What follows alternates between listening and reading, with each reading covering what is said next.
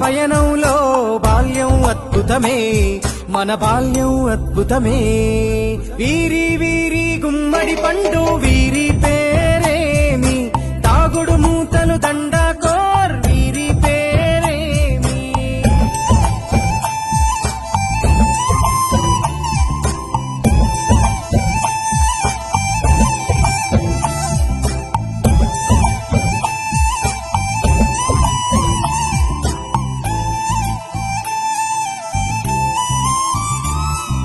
పంటలు పంచి దొంగను ఎంచి రేసాటాడితి మందరమే, రేగడి మట్టిని ముద్దగా చేసి బొమ్మరిల్లే కట్టితిమే. గద్దె